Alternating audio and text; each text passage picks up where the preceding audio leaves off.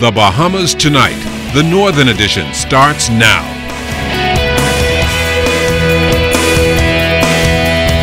The Northern Edition. Good evening, all. I'm Shashina Rolla. As always, it is so great to have you with us. Topping news, there appears to be no letting up of the Grand Bahama Power Company. More consumers are taking exception to what they call the high cost of electricity. And tonight, residents say the enormous bills is not the only issue. Sabrina Brown has the details. If they do not stop this,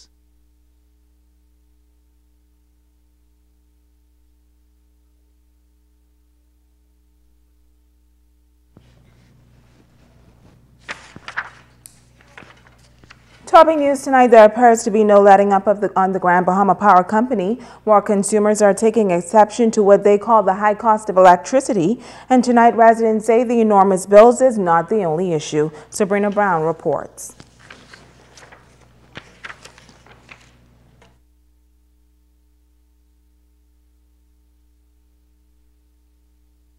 if they do not stop this, we will push as far as getting that power company changed. Coordinator of the Coalition for Concerned Citizens, Pastor Eddie Victor, is speaking out once again on what he calls the unjust treatment of Bahamians by the Grand Bahama Power Company. 8 Mile Rock resident Edmund Russell says he's been a customer of the power company for the past 30 years, and after being disconnected recently, he was told that his deposit was being increased. Resident Rita Stewart has been a customer of the power company for more than 4 decades, and she has a similar story. Sometime in December, I went in to pay my light bill because the light was off, and I was informed that I would have to sign a new contract, which gives the power company the authority to change or increase the deposit by $480. Now, this is almost 4 times the amount of the normal deposits. On checking on the status of my power bill, it was over $1,000, and to have it reconnected, I was told that I had to pay an additional $500 on top of that.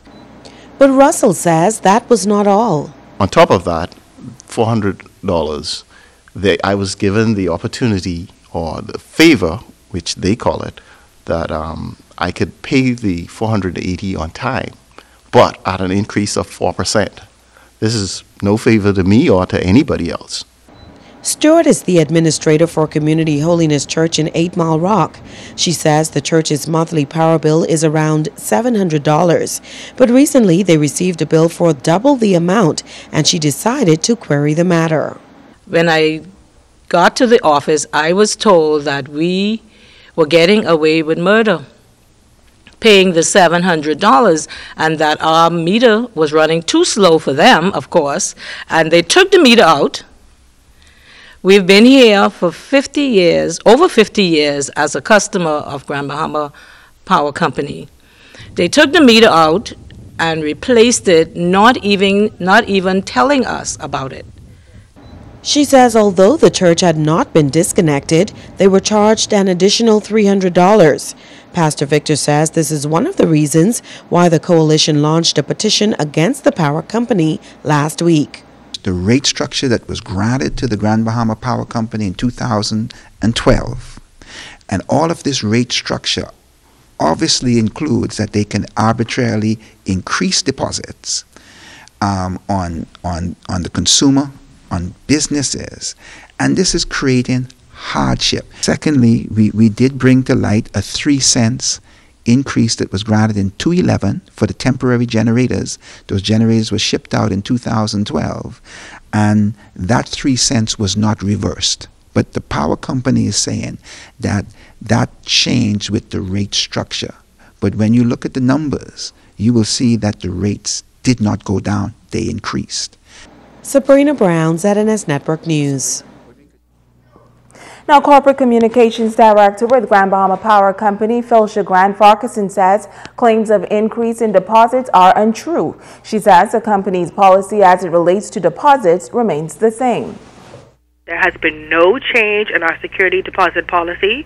It remains as it always has, which is 2 months average consumption.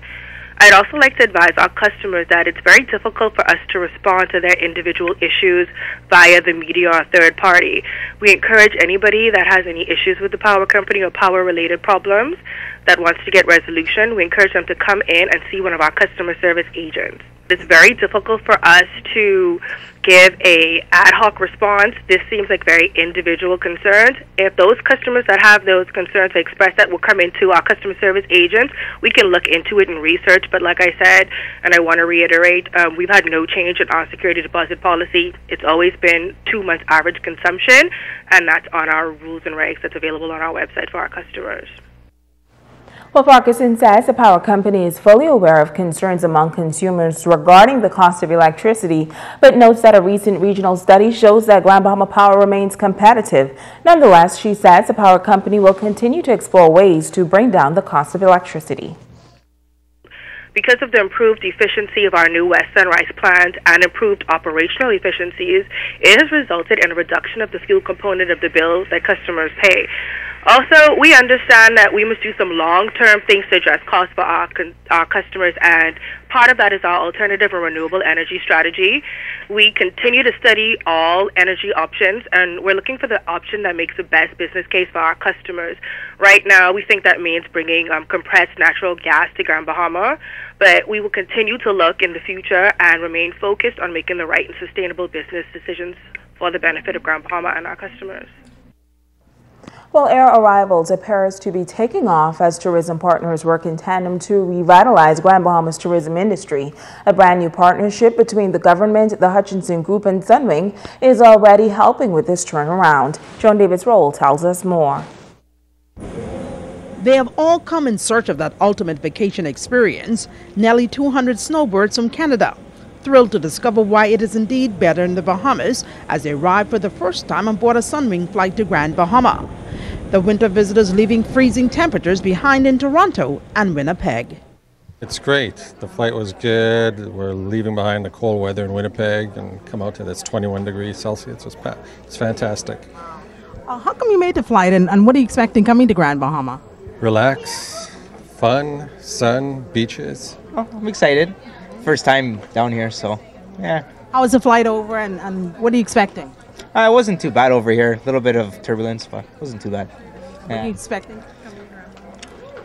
I don't know. I've never been here, so I have no idea. I've been to Punta Cana once, but that's it. It's my second vacation. What do you think you're looking forward to most? Nicer weather. A lot nicer weather. It's cold where I'm from. Flight was great, so I just found out it was the first time they've been here through Toronto and Winnipeg, so it is our first flight here. I enjoyed it. I'm excited. What are you expecting most of all? Water. Swim for miles. That's what I want to do. The Canadian visitors with a slight change of plans. They were originally booked to stay at the New Memories Resort, formerly Reef Village. However, resort officials not meeting the January 16 opening date, now set to open in a matter of weeks. This time around, the Grand Lucayne Resort the venue for their stay. Director General of Tourism David Johnson says he is confident that the $26 million redeveloped Reef Village, once open, will provide guests with some unforgettable memories. I'm very optimistic that their day is literally away, and I expect that February 1st we'll be in the shape we need to be in when we have some 400 rooms that we need to have ready for Sunwing's guests. Johnson insists that there's more exciting news coming within Grand Bahama's tourism sector regarding visitor arrivals, not only by air, but by sea. Grand Bahama cruise tourism has been going strong now for about 4 years. We're going to be holding our own in cruise tourism. The Valeria Group, very shortly they should be making an announcement about the improvement that's underway for the service between Port Everglades and Grand Bahama, the cruise ferry service. Cruise tourism to Grand Bahama in the last 2 years have been exceeding what we've seen in almost 10 years. So the numbers will hold. With the cruise, we are fortunate that the numbers are booked and we know them well in advance. We're not guessing when we say that the number will be X. That number is good for 9 months. So we are holding our own with cruise tourism, but we're happy to seek to marry that strong rebound in the air arrivals. Joan Davis Roll, ZNS Network News. The Ministry of Tourism will celebrate its Golden Jubilee anniversary tomorrow with a service of praise and thanksgiving at the Pro Cathedral of Christ the King. Now, prior to that service, tourism partners will take part in a march to the church. That march will leave the Sir Charles Hayward Library at 12:15. The church service will begin at 1 p.m. Stay with us. The Bahamas Tonight, the Northern Edition continues right after this. Bringing news that matters to you. You're watching the Bahamas Tonight, Northern Edition. Welcome back. Officials of the Bahamas Customs Department on Grand Bahama preparing to mark a major milestone in keeping with a worldwide observance which began decades ago. Joan Davis-Roll has this story. They are known for performing an essential government duty as tax collectors, but during a press conference held at Customs headquarters in the C.A. Smith complex, it was announced that this Sunday customs officers will pause to commemorate that organization's rich history. Under the theme Communication Sharing Information for Better Cooperation, International Customs Day will be observed this coming Sunday. With some 150 custom officers on Grand Bahama, an additional 57 officers, 37 in Abaco and 20 stationed in Bimini, Senior Customs Officer Larry Bodie says the observance seeks to unite this vital agency. We will worship at Mount Zion Baptist Church, 8 Mile Rock, at the 11 a.m. service, where the pastor is Reverend Lindy Russell. Following the church service, Customs and Revenue officers will participate in a parade accompanied by the Bahamas Brass Band. On Tuesday, the 28th of January, staff will visit and donate cleaning supplies to the Ray Berthas Senior Citizen Center. This year is significant for the Bahamas Customs Department because we will also be celebrating our 100th year anniversary on the 21st of March 2014. Bodie noted that the events locally are also designed to celebrate the achievements of the past and embrace the continued development of customs in the future. The World Customs Organization has over 177 Customs Administration members, of which Bahamas Customs has been a member since 1974 and has benefited from technical expertise and advice. To celebrate this event, the Council invited its members to A. Hold an International Customs Day ceremony. B. To provide customs awards for persons or organizations which have contributed to an increase in international customs cooperation or to the development of national customs activities. C. To take appropriate measures to encourage the pride, dignity, and spirit of service to the public of customs officials. And D. To hold appropriate events such as customs exhibitions, seminars, and reception with a view to increasing personal contacts between customs officials and the explanation of customs activities to the public. Joan Davis-Roll, Saturday Network News. Stay with us. Ricardo Lightbourne joins us next with a check on sports. This portion of the news is brought to you by Genesis Street Gear, Grand Bahama's newest men's store, carrying great styles for today's fashionable men, located in the 17th Center. I'm Hugh Ferguson from Budget Pest Control. After 30 years in this industry, testing hundreds of pest control products, none has impressed me more than Vape. Vape 90-Day Mosquito Destroyer, Vape Aerosol, and Vape Mosquito Coil. Vape is the only spray that you will find in my house and my mother's house, and it should be the only one in yours. In pest control, there are only two names to remember: Vape and Budget Pest Control. Keeping Grand Bahama clean doesn't just mean a way of life or just striving to keep the environment clean. But rather, it's the effect we as residents have on our ecosystem and the lasting impressions made. It means taking pride in oneself and community. Pride is not bought, but earned through the mere sight of our surroundings. Cleanliness is a vital aspect that is often overlooked. When visitors travel and see a clean, unpolluted environment, it creates an everlasting impression. Respecting our islands is an added bonus for us socially and economically. How beautiful to see investors foreign and domestic invest in our country because it's spacious, clean, and has grand natural sights. The state of cleanliness on our islands therefore not only affects Grand Bahama, but all of our islands. Let's all strive to keep Grand Bahama clean. It's my responsibility.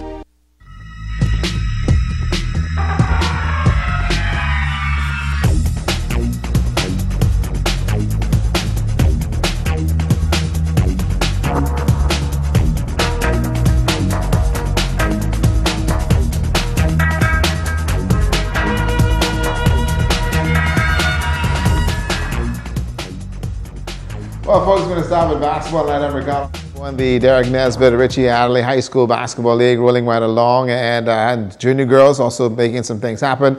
But before we do that, we got a story for you to show exactly how the kids play hoops on court. Tabernacle and Jack Haywood junior girls on court, and Tabby playing good defense. The turnover, good basketball move for the junior Falcons. Jack Haywood basketball watched a fast break. The junior Wildcats with some scoring opportunities that went simply away. But watch the Falcons. They will take the basketball the next way, and they will also cash in. 13-2, Tabernacle at the break. The junior Falcons in full control of the ball game. Some nifty passing and the result, the deuce. The Falcons junior girls recorded a 25-4 win and some nice touches and a good J. The BMES Warriors took on the St. Paul Saints in junior boys action, and the Warriors using the back door for the deuce. St. Paul's with the ball and taking the action right to the Warriors for the foul. At the charity stripe, the Saints were on and stayed close, 20-16 at the half. The Warriors opened the second half with team play, the dish and the basket. The Saints in the second half found their rhythm and took the action right back to the Warriors. The Warriors of MES held on for the 48-39 win over the Saints of St. Paul's. Senior boys action, Sunland Stingers, and they took on the St. George's Jaguars. The Jaguars played well, but the Stingers were better, and they won it 55-51. The Grand Bahama Basketball Association also on court, Tanker Williams Predators and the Saturday Ballers. The Predators taking their first appearance to the league, and they came to play. The Ballers needed to show some kind of control on the floor, and they did so from the arc. Bullman Mullings working in the paint, netted 23 points for the Predators. Tyrone Brennan showed that he can play the ball and worked on a 19-point game. The Tanker Predators gave no quarter in this one, and some big-time hoops. Michael Colbrook with 23. The perimeter game was there for the Predators. The Ballers played tough in this one and pulled off the 89-63 win. Clayton Miller netted 19 points for the Ballers and the Smiling Way. The Tanker Predators' opening game was a pretty good one, and watch them at the end of the season. And that's it for sports. Shaka Khan, Sheena will be right back in just a moment.